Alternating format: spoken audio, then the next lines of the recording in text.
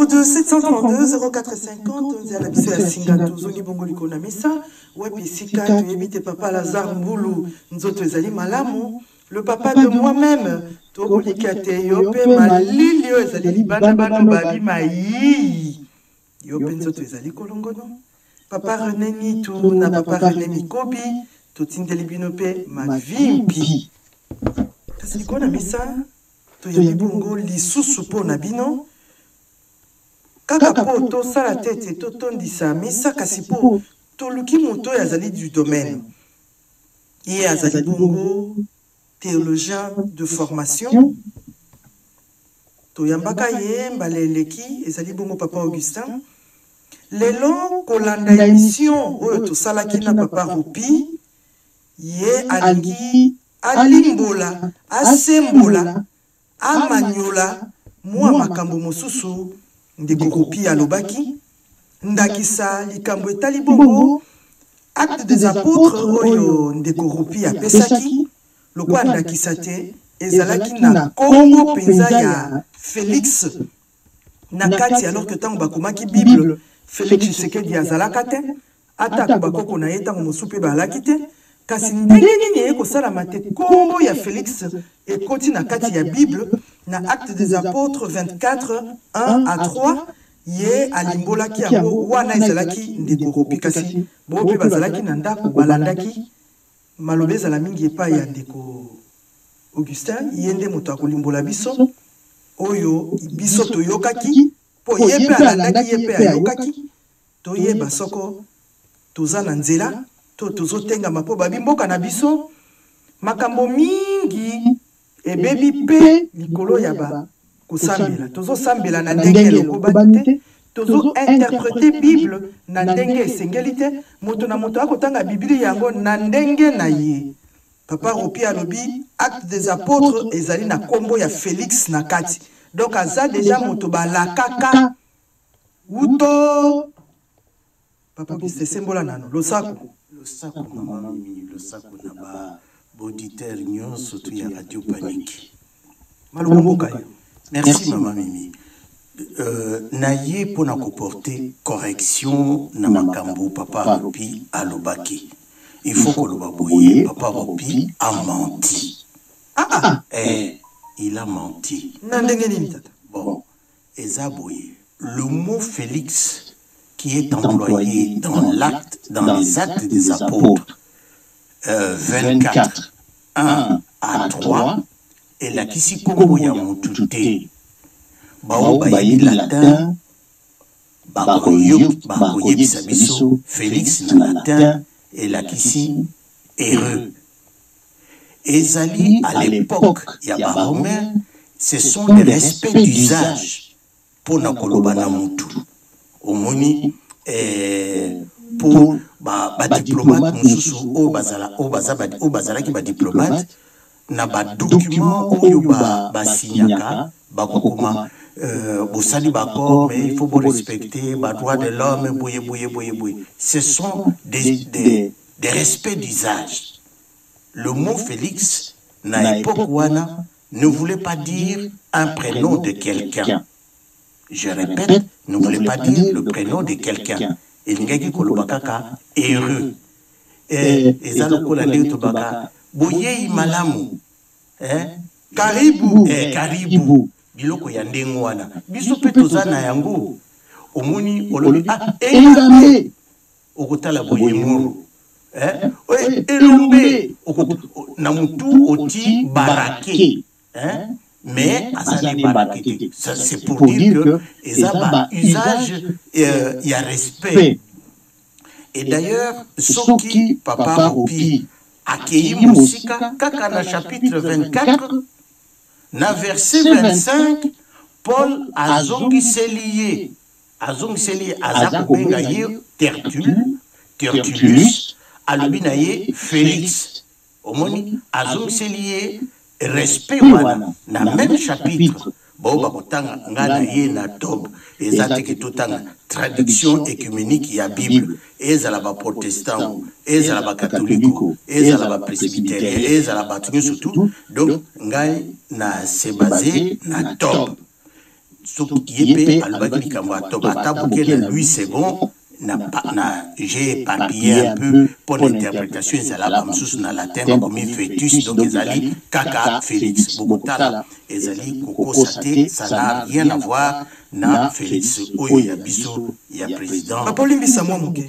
soko koki penza kotanga passage yango elobi nini po bato bakokaka balobaki passage biblique moko acte des apôtres mais elobi nini malobango po elobaki batali Félix asali nini ezali boye donc ezali réquisitoire na acte des apôtres ezali réquisitoire Tertulle nde mutu aza koloba na Paul papa soko kolobaka moni biso ba musumu abiki mokuse bato bakendaka na CPS kozwa réquisitoire po bakende hôpital tango yo koloba réquisitoire oya papier bazwaka na CPS ya kokende hôpital to réquisitoire lokwa teloko na tang eza nango eza mulaite et réquisitoire de Tertullus. Donc, Tertullus mutu alingia lubana Paul. Azolubana Paul. Alobini. 5 jours plus tard, le grand prêtre Ananias descendit avec des anciens et un certain Tertullus, avocat. Ils portèrent plainte devant le gouverneur contre Paul. Homoni. Ils portèrent plainte contre Paul. Ce dernier fut convoqué et Tertullus commença son réquisitoire en ces termes. Grâce à toi et aux réformes que tu as eu soin d'opérer en faveur de ce peuple, il parle du peuple romain, nous jouissons d'une paix complète, toujours et partout. Excellent Félix, c'est avec une vive reconnaissance que nous accueillons ce bienfait. Papa Rupi Asukakiwana. Omoni, excellent Félix, c'est-à-dire Azakoloba na Paul, excellent Félix, heureux Paul. Eza félicité, na lobby, Félix Ezaki, à l'époque, Ezaki, comment Amoutouté, ça veut dire heureux. Yo muto salisi biso po biso tozwa ba région oyo. Quelle région il s'agit? Israël. Il y a des Romains. Les Romains sont allés là-bas. Yo muto sali nyoso tout pour la région oyo tozwa yango. En fait azako chola Paul. Pour erwana bango bazoki na mais soko lobi to bongo lango pe koki kokoma lokwa te Félix na biso ako kumisa bato M23 bango bato basungi Rwanda azwa babunagana po koki pe ko interpréter ngo bongo tokoki eza bongo te mais za bongo te mama mimi wana penze komi interprétation moko penza ya kuluka penza na tokoki kutute parce que je ne crois pas que il y a un contexte que Nani a remercié. Mais Bazako c'est qu'à Paul. Paul Bazako est ironique. Omoni. Donc le papa Rupi a compris. Non, papa, il est à côté. Complètement. Donc il a attiré attention à Isaac. Kaka Congo et à Félix. Mais à cette recherche c'était pour appuyer. Est-ce que Félix Sango et Zalaki expression il y a ma révérence. Voilà. Expression il y a ma révérence. Il y a tangi, mais ezali dans un texte nani azoloba nanani Tertullus azoloba nanani azoloba na Paul. Tertullus azalaki nani? Il azalaki gouverneur, azalaki avocat. Tertullus azalaki avocat. C'est quoi avocat azoloba na Paul? Azoloba na Paul que yo parce que classe bourgeoise à l'époque ezalaki ba noble ezalaki vocabulaire moko bazaki ko utiliser yango kaka pona koloba na empereur. Qui était heureux? Ce sont les nobles, la classe bourgeoise, bango, bakoraki koloba, bakoraki koloba, baso koloba na empereur, bango ce sont des heureux. Tosololaka na yo na kanisi mbala moko awatango monseigneur Mosengo utaki kokufa. Olobaki azalaki exégète. Bato balimbolaka bazalaka bazaku tatier pona nini batiaki virgule awa pona nini asalaki stoki otali contexte oyo omoni ke ya kaka chapitre mais chapitre oyo bazaku luka kokanga Paul omoni bazaku luka kokanga Paul pona baloba na yeke yo mission batindaki yo Sanhedrin bakonzi ya bajuif o batindaki émission po ya koboma chrétien ye sur le chemin de Damas il a rencontré le Christ et donc ye abongwani mission na ye ezali susu ya bote ye sikoyo akomi koloba na bakretien bokimanga lisusu te nga na ye mpenza na komi ya bino. Alors sikoyo lokola ye a tourné Kazakh autorité juive balobi lokola ye a tourné Kazakh il faut kokanga Paul, il faut kokanga ye koboma ye. Or Paul azalaki lokola balobaka des pères et des mères. Omoni Paul ye Makambo bana e bana kala mama e bana na Paul te de père et de mère, de père et de mère e bana na Isaac na Ismaël. Ismaël papa na ye balobina na Bible azali Abraham. Abraham akokaki kobota te na Sarah. Sarah abimisi servante na ye komo na ye Ajar. Ajar aboti mwana mobali komo na ye Ismaël. Comme par hasard, les Ajar aboti Sarah balobi aye kozwa zemi. Aye kobota nani Isaac. Sikoyo makambo de père de mère bimi. Sarah lobi ngai mwana nanga na loi juive à l'époque ne peut hériter que ce qui maman na yo aza juive. Or Ismaël maman na ye azalaki juive te. Maman na ye azalaki égyptienne. Il faut d'ailleurs pour profiter de l'occasion pour corriger la loi Tchami. Il ne s'agit pas de dire des pères et des mères, ça ne veut rien dire. Balobaka, bongo, bano tolobi, des pères et des mères. Bongo biso, babibadiyo, toboti, nabana basi, yaba belge, naba française. Tobana na biso ya basi, o baboti, naba hollandais, naba belge. Bango na kati ya nzoto na bango makila ba congolais ezate. Balobi te kezate ezali. Mais bango ba briguer ba mandat oyo ya ba bozala. Yango nde mama mimi. Koki kozala bourgmestre na Nsele. Okoki kozala mebino lokwa boza bandambu. Bozala nanu kote asima. Mwachani yango wana te. Baboyi bango te. Mais lokwa ba demi Dakar. Ba demi Dakar wana. Bazala nanu kote ya ba bourgmestre. Maman, botia na ba institution des pères et des mères catégorie 4. De mères catégorie 3 ou de pères catégorie 3 ou bazosala na pesa parlement musala pour na ba voter loi wana musala na ba détail il faut pas balala kate yo bosana musala nga musala na bango ni papa o mona ka photo te na mona ki photo ba ronfler na parlement na salaire à combien na 21 000 et poids et pas na biso ekena 1000 te hein biso to pumboka kaka. Bon, au moins, musala yango wana. Ba oyo, baza des mères catégorie 3. Catégorie des pères catégorie 3. O basengi nationalité. Mais awa mama mimi. Tozalaki na possibilité wana. Ba belge l'air ba yambi biso. Est-ce que bandeko na biso bazobosa. Tozalaki na petite naturalisation et la grande naturalisation. Na l'herbe institution et comique et balobi, toza susunatina ba grande naturalisation te, petite naturalisation te, soko singika naturalisation, et yembala moko la grande naturalisation. Ezali eloko moko na contexte moko oyo ekoki ko salema soki tomoni keza susunatina te, be to abandonné, to bimalte. Tozongi na nini na bano yo ba Isaac ko. Soko yo balobi na Isaac, babi yo nani Sarah yebisi Abraham mwana wana mama na ye aza juive te akoki ko hérité te benga na ye omoni nde Isaac asimba Ismaël asimba kinzela na mama na ye Ajar bakei na ko traverser désert à Negev et kuna bakomi nzamba lobi de lui aussi je ferai une longue lignée wana nde esika islam yaki islam ba ndenge ba yebisi biso islam nzela nango yango wana nzela ya Ismaël. Dibisa papa lelo kona ngina tuna lelo yo kozwa maloba ndenge papa ropi alobaki asuki esika moko kozwa ndakisa ya kondo mosengo tokoki koloba te tango akalabaki na raison ya kopesa moto nyonso biblia te atanga po interprétation ekoki komema mokili mobimba to bato ebele na libungi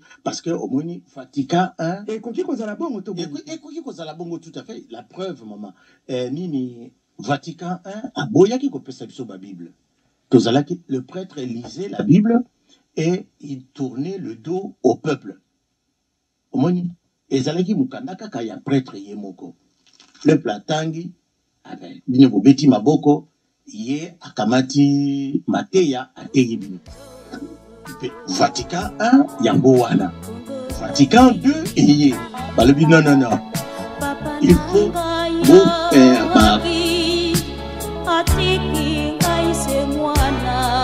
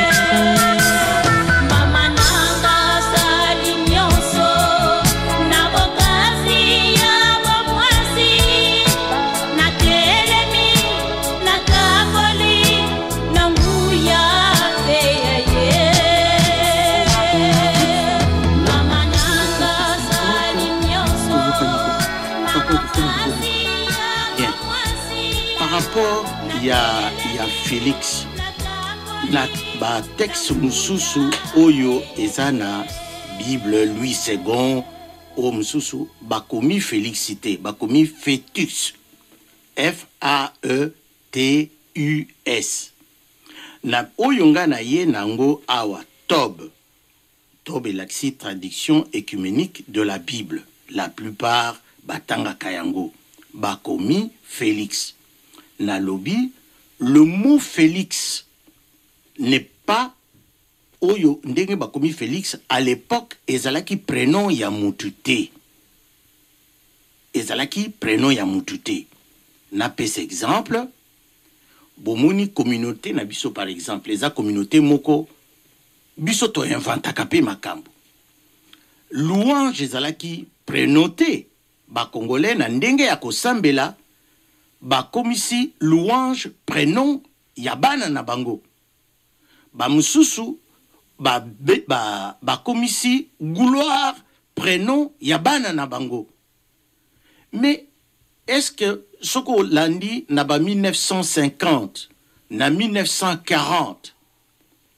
mot gloire est-ce que kokaki kozala prénom ya mutu la mentalité na biso peut-être ya biso la tango na zo coup exemple la génération na biso te mais génération oyo ya ba vieux na biso le mot gloire ne pouvait pas constituer prénom ya moana omoni Félix à l'époque c'était respect d'usage ya politesse na empire romain et bazaki ko utiliser yango kaka pona empereur la classe bourgeoise ba noble ba médecin, ba avocat, donc ba classe wana. Et d'ailleurs na lobi kaka na verset 24.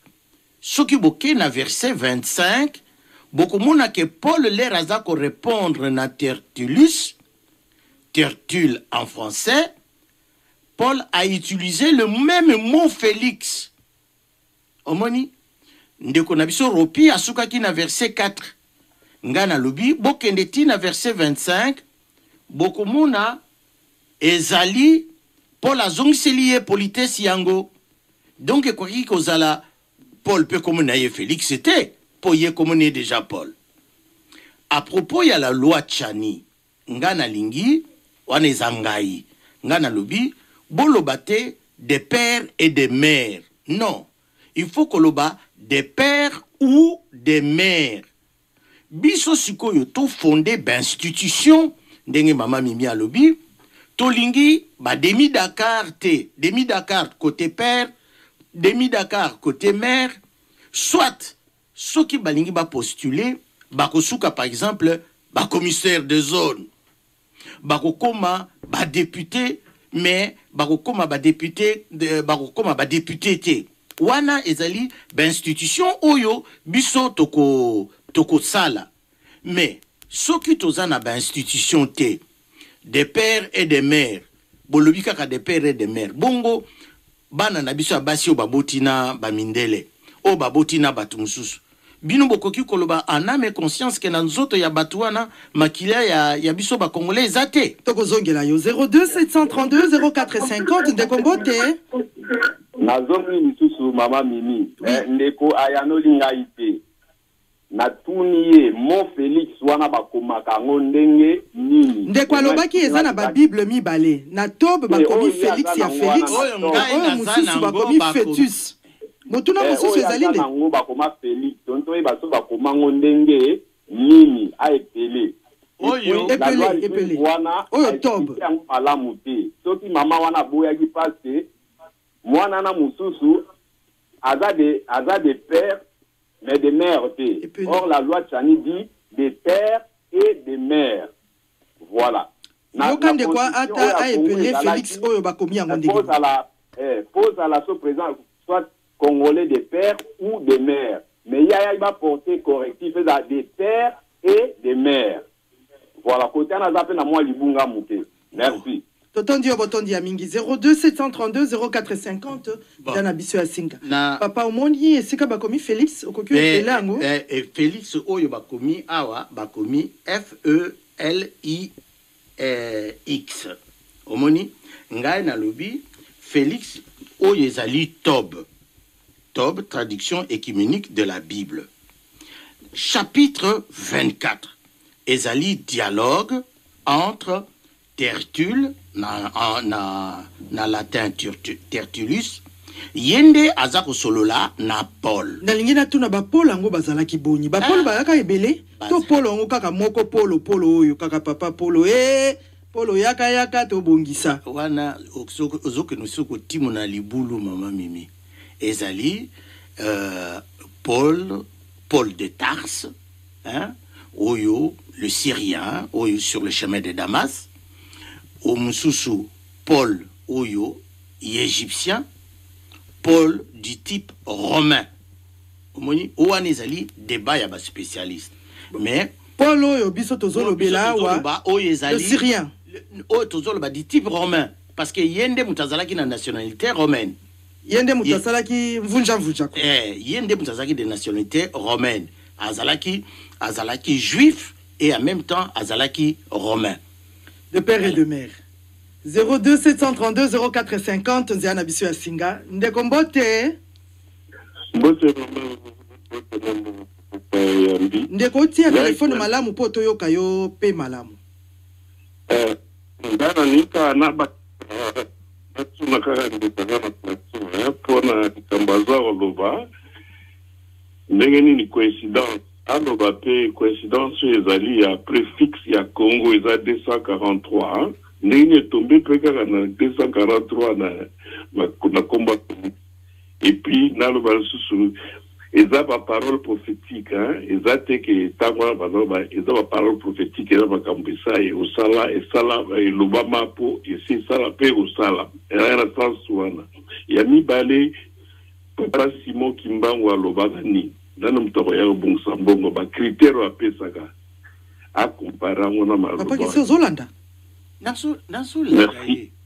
nazolanda ye totondi yo botondi ya mingi 02 732 0450 nziana biso ya singa papa Augustin mais pour na répondre clairement pour na ba auditeur ba mitune za misato d'abord prophétie ya papa Simon Kimbangu deuxièmement, préfixe, hein, et puis 243. 243. Omoni, sokito kei, sokito lobito sala exégèse, ndenge tolbaki ko décortiquer. Décortiquer.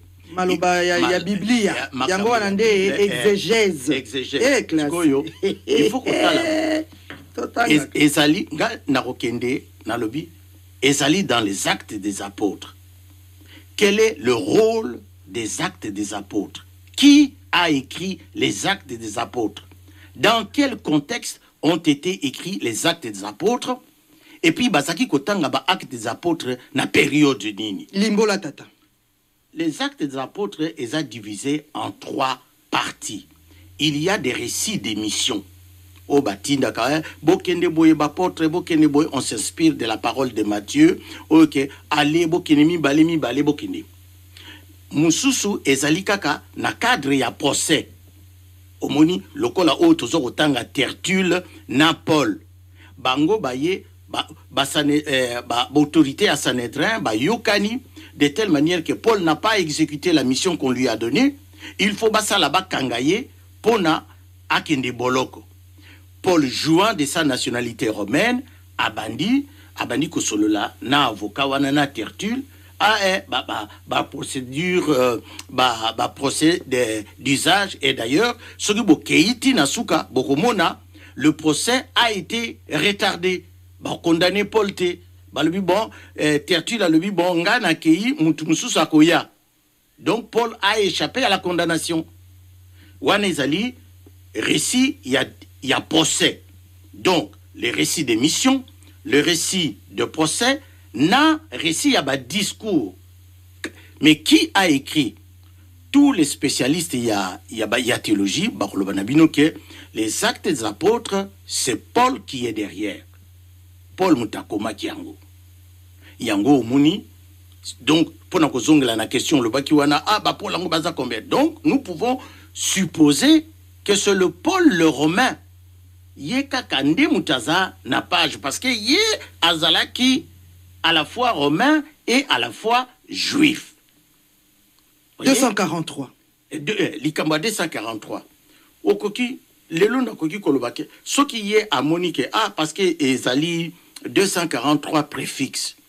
Mais tukoko sekamuke qui préfixe ba pesa ki ya Congo bao bango ba déterminaki. Et que est-ce que c'est le hasard? Est-ce que c'est une prophétie? Pour venir prouver que c'est une prophétie, il faut aller na foi.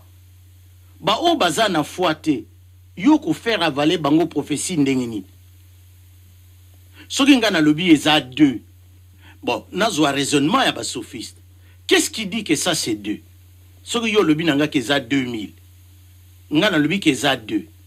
Qu'est-ce qui dit que ça 2? C'est parce que, selon les instructions, selon la convention, la kisibiso balobi, yo fota la o yo soki to sali tire, to sali boye, eza 2. C'est la convention. Nous sommes dans la convention.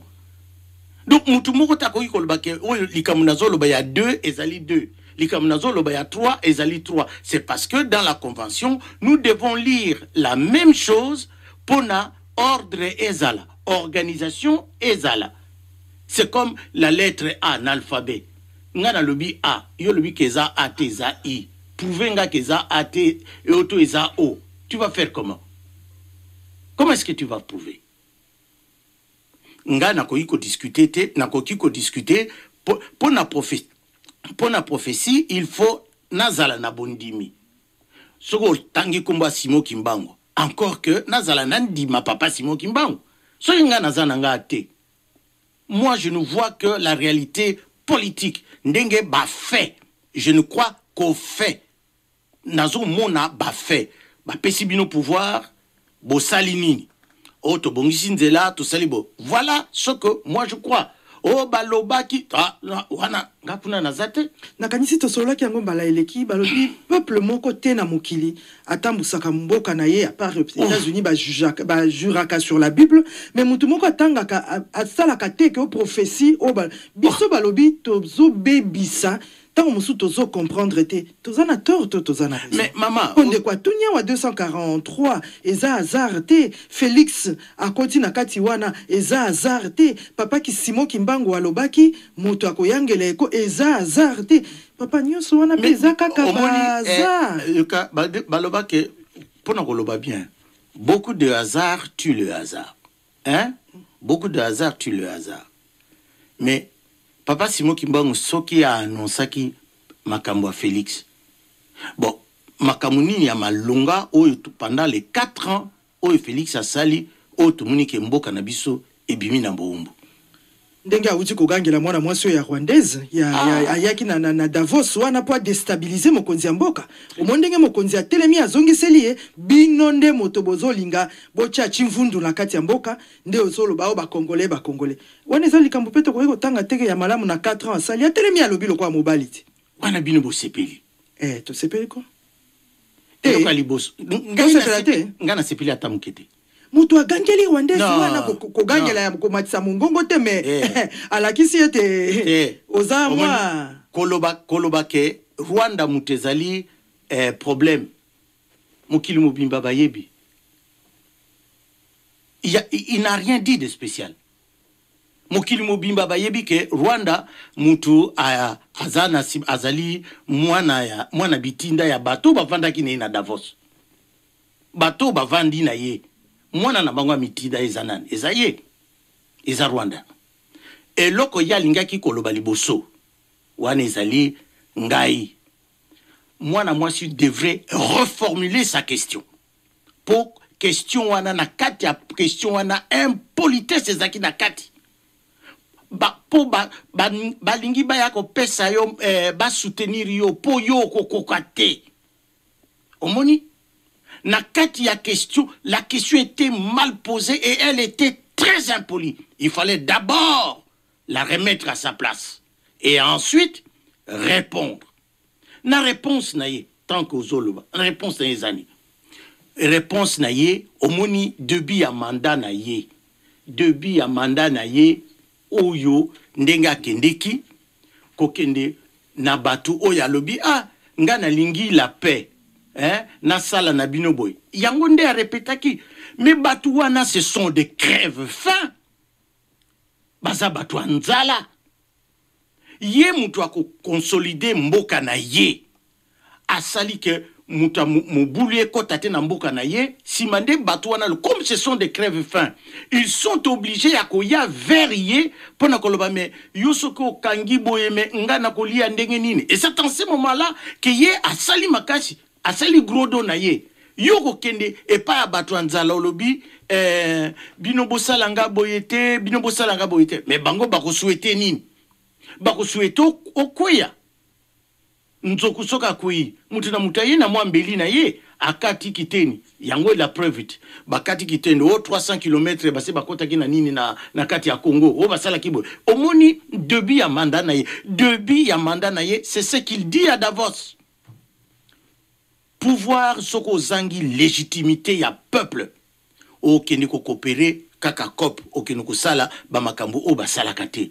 Il fallait remettre cette fille à sa place et dire na bato baza ko soutenir que ngana ko défendre mboka wana tina suka tina ko tia na bato nyoso to bato ko tia mubulu na mboka na ngai na ko barricade mboka na ngai e besoin sur na kangi bango na kati ba loi internationale ko jouer. Voilà l'interprétation nanga pona likamuna ye. Tuzalaki na chapitre makambo ndeko biselele oya mimi biso na iloko ya kolobate soko bakendaki epa bandeko oyo biso ba congolais to komona te bango nde ba konyokola biso baki na besoin ya carnet d'adresse. Oyoka kili kambo na yoka kili kambo mama omoni makambo ya fachi hein. Likambo biselele il faut que se référer na papa Vital comme on a équipé toujours papa Vital Moubake. Papa Vital Moubake a dit quelque chose sur Biselele. Les gens n'ont pas entendu. Alobiki papa Etienne Atindakaye na Rwanda. Et là, yé akutanaki na Biselele before. Et alobidi ni ke Biselele a été imposé na nini na entourage ya Fachi pona bakor ou bango basalaki ba gouverneur pays kaka na bakor ngai na kokota na baloba papa Rupia zaki kolbaka kokota na détail te il y a na réseaux sociaux tozoyoka bazolo ba makambo yake voilà biselele abimarana na mwasi ya président. Je pense, moi personnellement je ne pense pas. Je pense que il y a quelque chose d'autre. Ata bolobi bo salir mwana mwasi wana mutu nyuso tu azalaka na ba casserole na ye na vie na ye. Mutu nyuso tu azalaka na ba casserole na ye. Mais je ne crois pas que Denise Niakero s'est compromise na biselele. Par contre, interprétation oyonga nazo pesa na makamwana. Kombo yelinga papa yaki Valentin Moubake te. Valentin Moubake. Valentin Moubake. Papa Valentin Moubake. Il a dit des choses sur Before Biselele. Et il a dit des choses sur Fachi. Avant même. J'étango Moubake yaki koloba to. Zalaki nano na biye bandeli pe tango mususu to koma ki nano penza na evandelité. Il y a deux phrases. Vous cherchez le dauphin, il y en a d'abord. Vous cherchez le dauphin, il y a Kabila Nanini na PPRD. Le dauphin de Kabila Azan opposition. Qui pouvait imaginer? Mais bango bazalaki na kati ya nungu na kati ya masolo.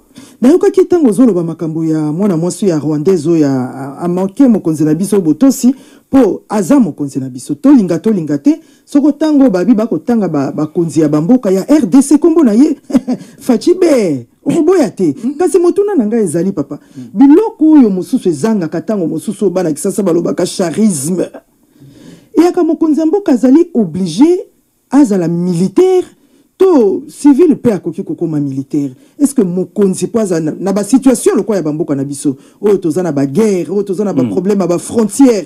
Est-ce que fonction à chef de l'État il faut ezala occuper na moto yo azali a outil na armée to ezana ngo moto nyoso akoki? Mais ndongo zolo ba mami il faut mutu azana charisme. Mutu aza oya rozane civil biso ba kino to lbaka il faut zala na nganzi faut que zala na nganzi moko oye zola kisake non zoa exemple ya nani ya ndenge tuzoloba nani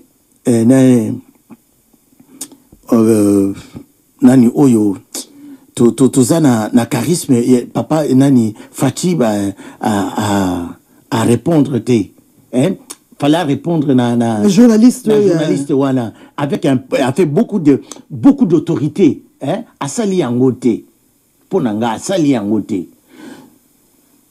question ezalaki plein d'impolitesse moi na mwasi wana azalaki très impoli et puis réponse est-ce que tokoki kolobate que question oyo baye ko poser Fachi ezalaki déjà télékidé que c'est le konde yango na kotuna na suite ya nyonso nganzi ndezo zanga nganzi ezangi. Est-ce qu'il faut obligatoirement moto passer par l'armée pour baton mingi balobaka soko tali China Rambo lelo aki koloba mingi te mais kasazaki moto soka komi esika au sentir autorité a komi mama boyo ne bandeli to monaka ba camarade ya Fachi mokonzi ya koti na salle bako continuer ko beta masolo basimbi bango na lipeka pona koloba asi a koti bako continuer ko beta masolo ba surtout que puis ba continuer penza na climat moko teke babangi bazaba kasinde loko na zotuna ko banga wana ezalaka ko banga penza il faut nécessairement mokonzi azala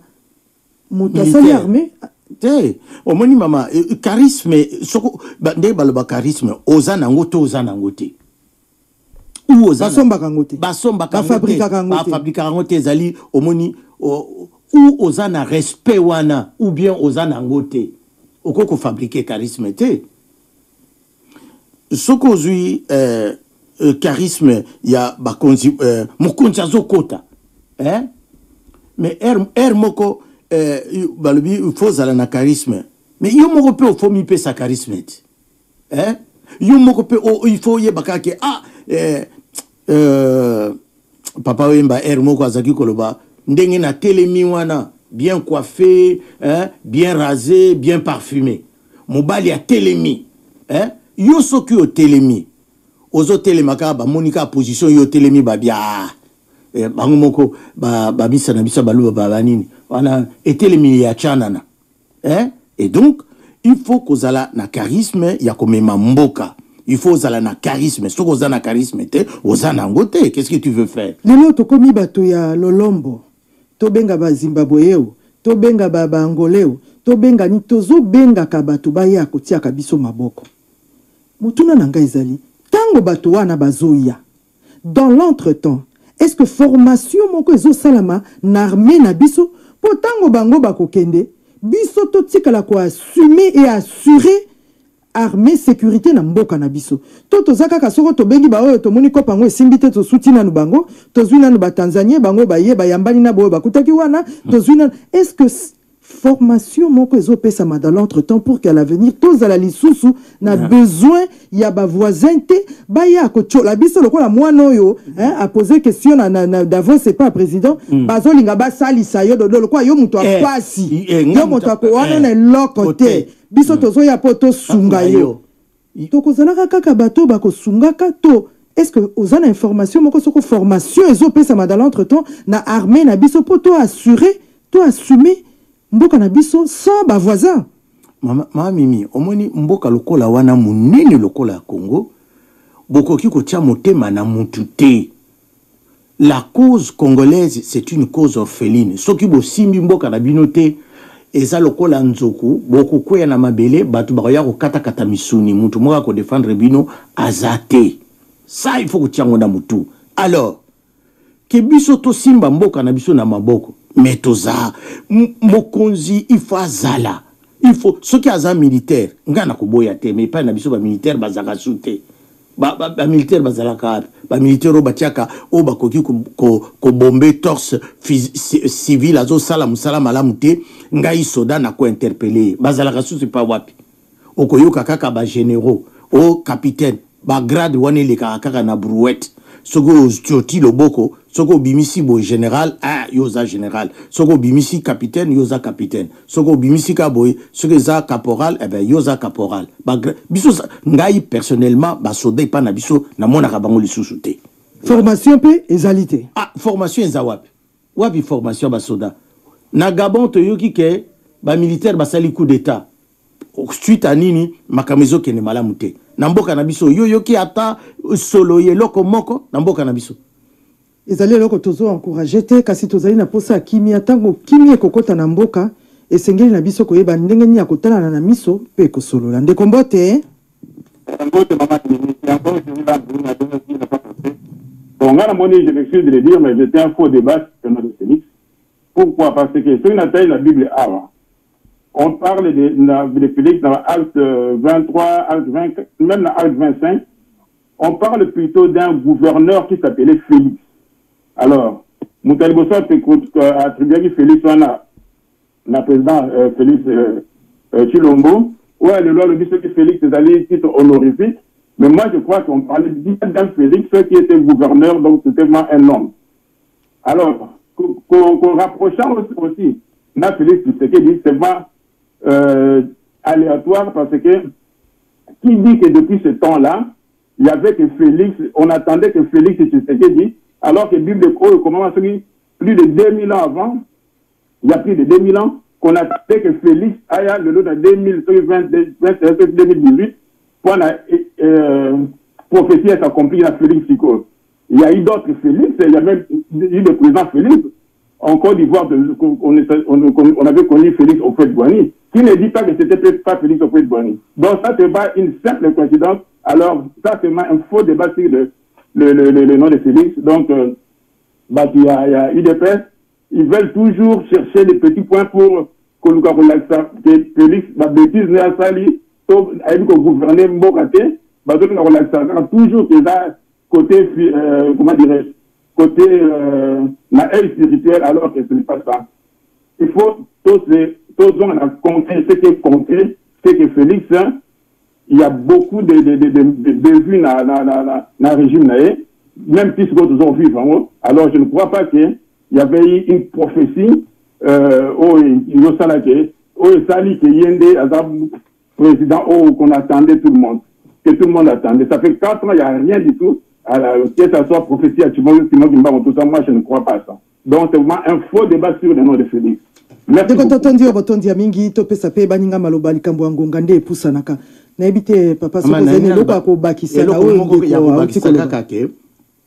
Bao balingi bakeniko tanga na acte 24 basuka na verset 1 à 3t bakeniti na verset 22 bakeniti na verset 22 bakomona ke formule la politesse oyo nani Tertulle azaki koloba na Paul azongi selie yango na verset 22 pona kosilisa débat ke Félix ezali kombo ya mutu te.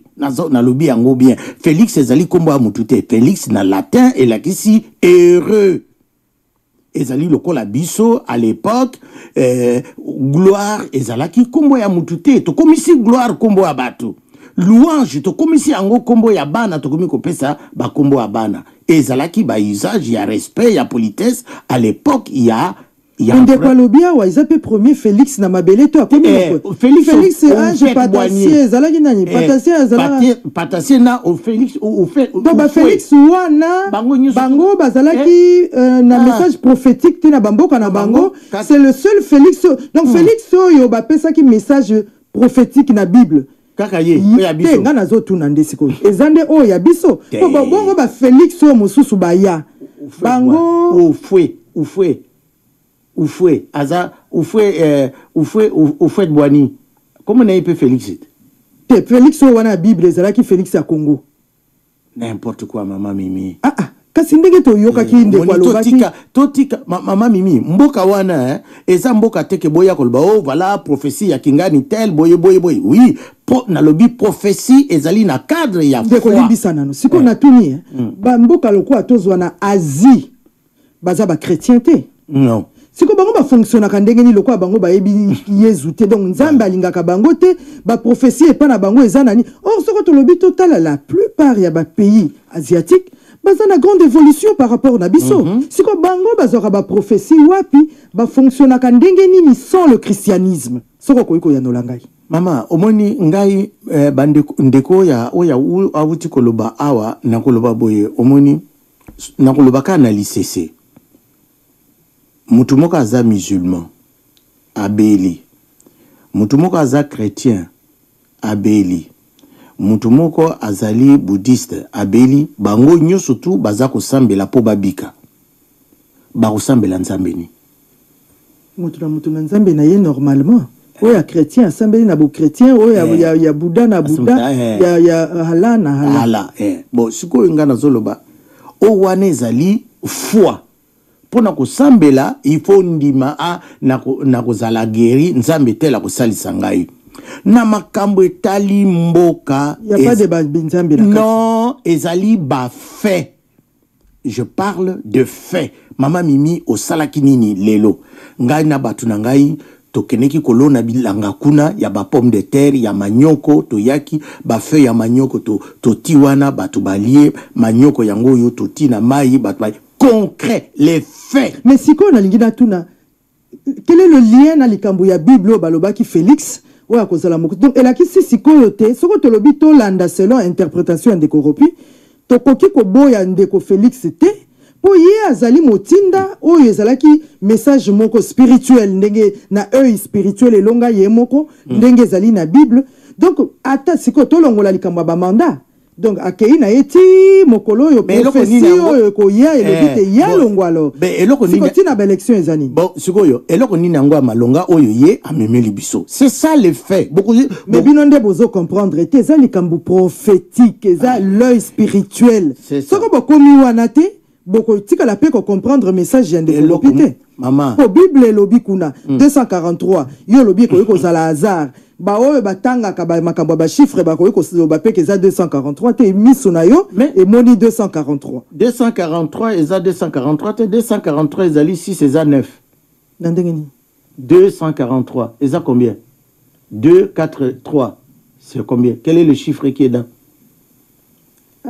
makambo yo mama Mimi ozali ko loba biso makambo biselele to sukaki wana te ngai nazaki ko makambo biselele parce que omoni rapidement nani na ba réseaux sociaux le professeur Djakoudia azol bake voilà biselele azaki ko bimana na nani Akeru Christian atomboki Christian leki ya Fachi atomboki alingaki akene ko panza tout ça tout et tout nyonso tout wana c'est oyo ngana zolba c'est du poto au point tel que la présidence est commis une sorte de pétrolière. Denise Nyakeru selon l'information ngana zanango ne s'est pas compromise avec Biselele. Problème ya Biselele ezali problème ya ba mine ba minerai. Biselele ye azana makamba ba minerai azalaki na nanga nango wapi oui nanga moko oyo nanga na biso oyo ya seni oyo ya seni ya zaki na makambo ya seni ya zaki na makambo ya seni bongo mine kotinda ba prometaki ye pona ko hypothéquer ba nini ba élection ya nani ya Fayulu ba prometaki ye ba carré minier nanga wana nanga nazolo balikambo oyo ba auditeur ya Radio Panique bolanda procès oyo batili before bokomona mama Nyakeru akobima na kati parce que inde ezalaki na COP ye mama nya na COP bato a COP donc ndenge ezalaki na COP mama Nyakeru aza na COP na before omoni mais pour na COP wana tambola il fallait ko kende côté ya mama Nyakeru yende muto apesi passe alors en ce moment baba yotala ke mutazaki ko bloquer nani Nyakeru a éliminé Nyakeru a éliminé ki nani nanga a éliminé ki nani oyo before na Nyakeru babeta ki nanga pau babeti bango pau donc ba minerai il fallait tikala kaka ya before sikoyo l'air ba oyo babani kotala ye moko Fachi apesa dossier et pas ya oyo celui qu'on a mis dehors c'est qui oya zaki na aner Beya apesi Beya dossier que nous tale langa ba minerai oyo pourquoi parce que l'air ya keneki na Qatar ya prometa ki ba autorité ya Qatar ke ngana kopesa bino terrain mioko minier pona makambo etali hélicoptère ba soki ba manduki ba pesi ye na bato ya Qatar l'air ba komi kuna banani ba nia nani lisusu nani kasi ba zubenge niat nani wana Nyakeru si ça kombo moto mobimbe que zo bima kasi tozaka na kati ya Congoré tozana na kati ya mubulu tozana na kati ya yoma pinga moto kombo na mobimba ko Nyakeru dossier ya Nyakeru esimbami na Biselele omoni nanga n'a jamais profité selon les donc soko na landi o malamu ba yebisaki nyanga yoka nyanga lisusu nanga abimisa Fachi alongisa ye na ndenge ya lokuta bakopesa ye ba terrain minier voilà siko esimbi te komi wana bameli ye ndenge tolobaka na lingala bameli ye balekeli ye yesuko nanga aza na lukengu nani alekeli ye before lokola moto azalaki marraine ya action yango mama Denise mama Denise yende moto azalaki marraine ya action yango balekeli ye sikoyo nanga lokola eza na niveau ya présidence mama première dame aza na kati moyen fungola monoko eza te moto asimbi dossier nani Biselele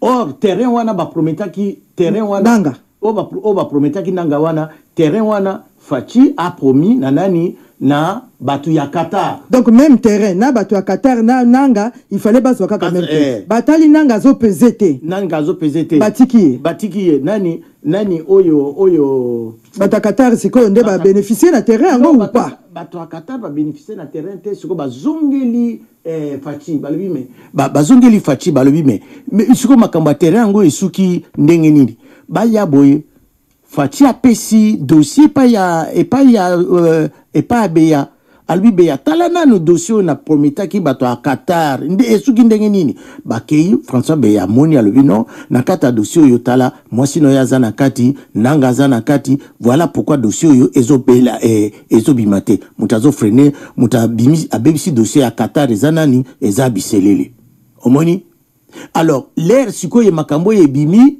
babimisi oh voilà biselele abimakana ni akeru tout ça babando pakola buzoba na biselele stoko tali acte d'accusation au bazolo ba na balobi bolongola tout ce qui est trahison ya nini ya trahir mboka botala banani ba juger bango nakati oyo trahison ya nini ya biselele mboka na biso na yebite soko tozo sambela ya solo soko tozo sambela malamu te mais dans l'entretemps baboya ki nanga ba yeli susu na susu kadima te kadima awa lelo to komi na likambo ba machine ezo bimisa bilongi mususu ezo bima malamu bilongi kuku mususu yango na bamboka mususu ezo koma te élection sikoyo po tozo beta masolo ya makap to koma bato kaka yango na tuni ya tata na tuna nani tozalaka na lingaka ya moko kombo na ye nani te na kotanga ete ya tomboka mingi ya lobaka terres arabes ba terres arabes le tondi na mboka balona kate biso tozana mabele hotel lelo tokoyi kolona loso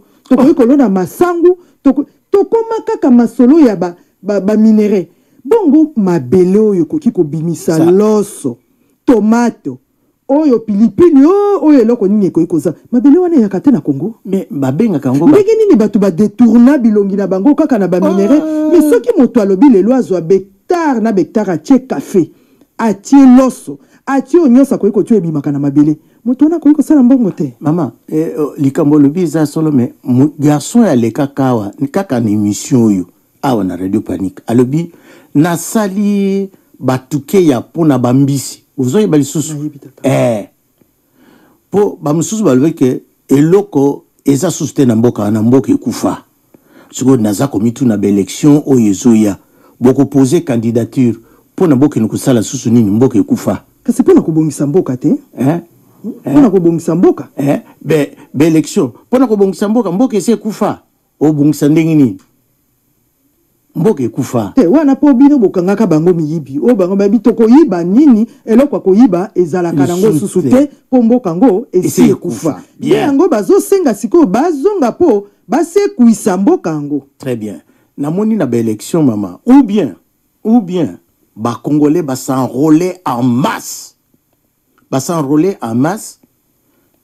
ba bengani pouvoir oya ba médiocre il faut que le balika mondenge zali mama depuis ba mosengo na oyo tozo kende médiocrité zali tala makamuto uti koloba awa il n'y a rien de bon na kati ya pouvoir oyo médiocrité nde muto balobi il y a vidéo moko ezoleka na ba réseaux sociaux balobi il y a un mot qui fait buzz la frappe ngana lobi bossa la élection ba frappeur ba lia vraie frappe bossa la élection bo évacuer ba frappeur par une bonne frappe ba lié soukana frappe et pe ba keimba la moko bo s'enrôler en masse bo bengana ba frappeur ceux qui bo s'enrôler en masse te bo bengani ba frappeur te eh ben bo sali révolution il n'y a pas d'autre moyen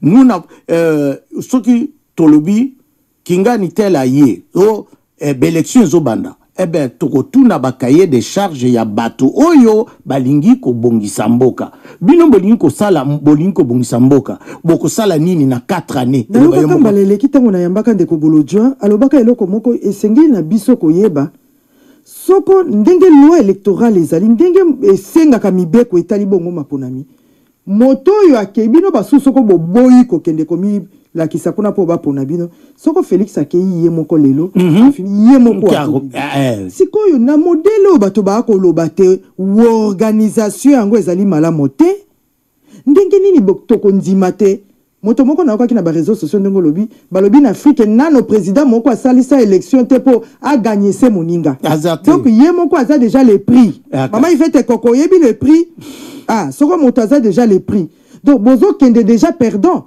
boki ko accompagner moto wana po a gagner ba manœuvre nini ezali pote accompagnement wana et bongwana eza au moins obimisaka likambo moka wolobi bosukola biso ba congolais fu basukola biso au moins donc ba conflit post-électoraux nyonso tout et compagniaka l'élection wana nyonso tout la tricherie na tango ya papa Chichi on a triché, il avait gagné. Kabila a triché. Kabila a triché Nambemba. Au Fayulu nani Moko Fachi a triché. Donc ba conflit wana nyo surtout post-électoraux nyo surtout wana tozo bema. Donc au lieu que ba sukola biso toza sincérité na mboka na biso moko. Biso moko toza komi ko liende balbaka le serpent qui se mord la queue. Eza biso moko. Nous n'avons pas cause na biso eza cause moko orpheline. Nous n'avons pas des amis à l'extérieur au bakoya ko vendre la biso balobi ke. Donc bata Davos wa. Kasi bata Davos nde ba ami ennemi. Ami ennemi. Ennemi. Bon, natuna na likamba Davos. Il y a un journaliste rwandaise. Il n'y avait pas un journaliste congolais qui pouvait poser la question aux représentants du Rwanda. Ponani. Question. Bah, pendant ce temps, il y a eu des attentats mais en Afrique du Sud, en même temps, le président ne s'est pas présenté parce qu'il y a Kenegi na nani na côté makuna na nini na esika attentat salamaki.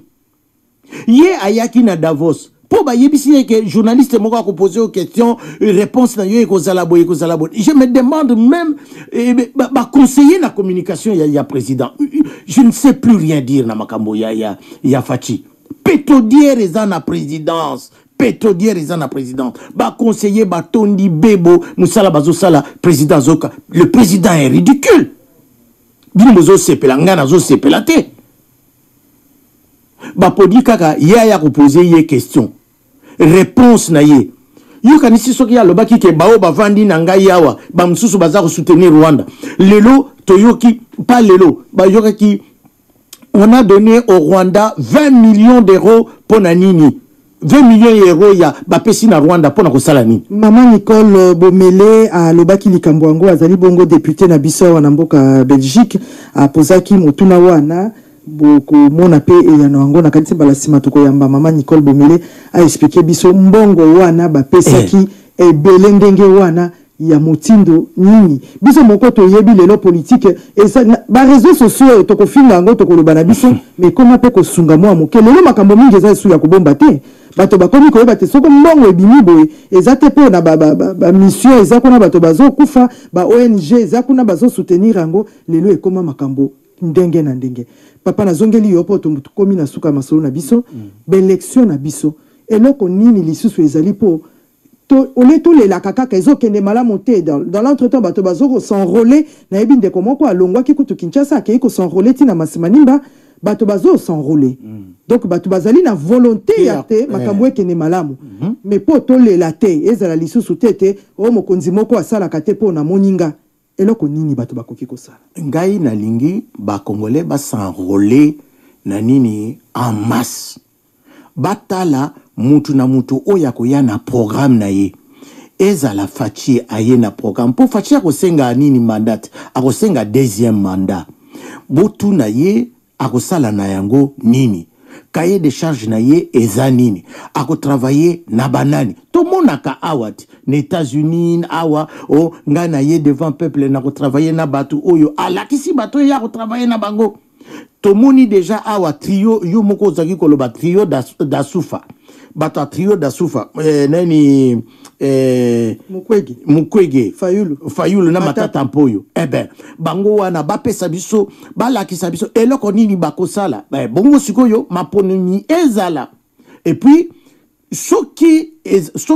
biso ba peuple tomoni ke ezali yango te ou bien mboka yango pe balobi se kufa nango ba diamant tomona kana biso yango pété ba or tomona kana biso yango pété to eloko moko to monaka o cobalt to komi nango soki 132 ou 137 nazo compter to monaka na biso yango te ou bien to sali désobéissance civile na mutu ya koya o biso to ponite et puis to sali révolution na biso mao asalaka révolution culturelle le Chine lelo a komi wapi parce que ce qui bino bozo tala kaka na extérieur bo le bi oh bon bato extérieur bakoya bato bakosala biso boye mutu moko akoya ko lobela biso pona mboka na biso azate nous devons prendre papa Chichi alobaki prenez-vous en charge hein tous mboka na biso en charge bato yo balingi ko bongisa mboka bazali alors ukoki makambu te olobi nga na kena no pembeni bino bato bokoki makambu bosala eza bongo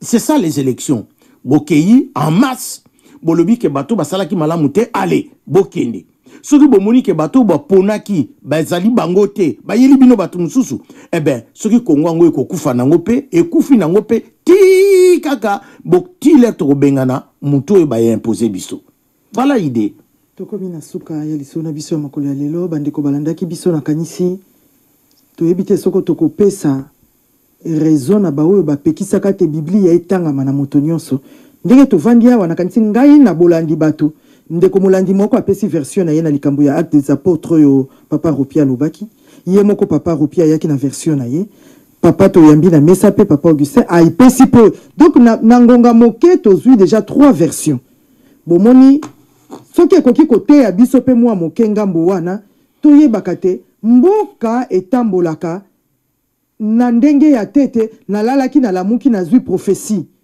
mboka etambolaka lamuki na tongo balobi bacheli bino pano moko ya monene wana awa place ya Victoire ba travaux ekobanda na sanza boye ekosula na sanza boye bapesi financement ya mbongo motango nde makambo tozozela ndeko moko na yoka ki alobaki eloko moko ya kitoko alobi bandeko soko fachi akoyoka ngai wana ndeko wana akoloba asala makambo misato nde miracle oyo tango mosusu ekopesa ye bapoint atie mai atie courant na Congo atie nzela na Congo misato atikali na tango moke soko ba conseiller koyoka misato oyo kako etikali ye na mbulo oyo ekoki kopesa ye po ezali base oyo moto akoki kozala nango nazali na ndeko moko toyaki ne masolo banda mokolo eleki eyaka courant ezate soka tie moi charge moke téléphone ya kokanga akovanda ndeko na bengi yo po na charge moi moke courant ezalité en pleine capitale miroir ya Congo ndeko fachi na boyo bako yoka ngai bosunga mokonzi bomoni kifana kwiti efutaka te mokonzi fachi be oko yoka ngai soko zali na moto asanjolaka yo kaka tango nyonso akumisaka yo anetolaka yo moto wana alingi yo te moto ya lingi yo esengeli atalisa pe yo esika mabe ezali évidemment baoyo bazali pembeni na yo bako sanjola bako kumisa bako netola tuna bango nano bongo baoyo mosusu bako loba nini po yo koki koyoka kaka ya bato bayembaka jalelo te yoka pe boyo bako critique yo moko lobaki nini bafinga te kasi ba critique mosala yoka sikolo litoi bato wana mosusu bako critique nini otikali na tango moke sala nzela sala mai sala te courant ezonga na Congo tango tokolo ba courir la kisi nati wana sika okomona pe 6 ekomi 9 ko ekiti ekomi vraiment 4 bato pe balobi to vanda nano oyo tomo poso ko yesi ko yo na makambo ya ram oye lisusu na makambo batonga ba université oye lisusu na mais papa tongo ekotana butu ekoyinda tokomona ta mosala moko te ngana lobi tika nano bato bazo sanjola bazo kumisa bazo netola yo tika bango nano lukana no yo kanano lito yo mosusu bino problème na bino okina ba jeune te oyambaki jeunesse awa oyoka bango te bako beta sete tango nyonso likambo ba conseiller bako beta sete tango nyonso likambo ba bazali mais okomona bolamuki na tongo oyoki te bakangi fulani oyoki te bazali natuna nano mwana oyo akenda wapi Jean-Marc Kabundi kana boloko na yebi écoute makamuna yete ngai nazo nga plutôt leki na yemoko Christian Ben Christian bakoseliye makambo na Chakudia. C'est faux. Christian alingaki kokeno komona yaya na ye po ayebisa ye alobi ke ba conseiller na yo makambo zolo ba wana me ye ayebi parce que c'est ça que on n'a pas voulu komonisa Christian na yaya na ye. Oui. Batu nyonso bakanga kabango ba mona mokonzi te na ye moko mona mama na ye amona yete amoni yete mama akomona yete ndenge wana na ndimi yango te. Bon mama Mimi tono ka ba koyebisa yo Christian vanditi le ramoni yana ya abimi azoki no sala jogging yana ya alobi tala ba conseiller na yo ba ko bimisa yo mabe bazo bimiso mabe boy yana ya alobi na yeke yaka lobi na bureau alobi na ko yate o na ngeko yebisa yo yango wana ya Chakudia mel tout mel encore à la confusion yo yena makambo ya bibiselelo ya nini ya Qatar na nanga o makambo zando na biso ya moneno e koma soko chantier soko loko ni biselela saki na kati ya makambo zando te na bango bilanyos basa bambanda oyebi yango te to yebi papa bande ko balandi o lelo ko yebisa bango ni ngana ko yebisa bango boyike omoni mboka na biso il faut kozala na rêve oyo bato bazoluka ba prophétie boy bolanda mboka na biso koma lokola Suisse mboka wana coup d'état salamaka te mboka wana eninganaka te bokoyoka yango na kati bango baza ce sont les plus riches mais baza na kati ya Union européenne te bokoyoka bango te musala etalemaka na mboka wana Suisse bongo biso na ba Suisse baleki biso na nini en plus biso tozana biloko tozana bankita Lubumbashi ekomi kaka batru oyaye azui mboka na biso tozaka na mboka moko wana to simba mboka na biso moko na maboko soki ba élection tokokoka te ba oyo bakoki ko diriger mboka te na bopete nyonso tu babima batika ba o mususu bakende parce que tozana aide extérieure moko te ya kozela ba oyo bakoya na extérieur bakoya nde ko enfoncer biso donc na lingi nazo sepela tozala na idéal ya ba Suisse totia mboka na biso to longola nini égoïste okoki te oza ko forcer te oza na charisme te oza ko kende kaka oza na talent te oza ko kende kaka te sala mususu politique tika yango epa ya batu mususu botondi ya mingi ndeko gisoza ki bongo na ngonga ya kuswana biso mokolo ya lelo bandeko balandi lelo tosuki wana tolingi te tosenga kaka na bandeko tokeba na biblia ndenge balobaka ezali mbeli ya mino mibale totambusa pe mboka na mosala soko yo ozokomona te faci azali kosala ezali mabete ozali moto ndenge tolobaki na demokrasi moto na moto akopesa avi na ye kasi yoka pe nano baninga kasi kozwaka baninga lokola ba adversaire te nganga na lingaka koyoka fulani te po makambu na ye epesa kakana po ye azokende na nzela na yo te wana ndi demokrasi ya te mama Mamika Beya soki olandaki biso na mama Yvette Koko bopesa nga amena kitoko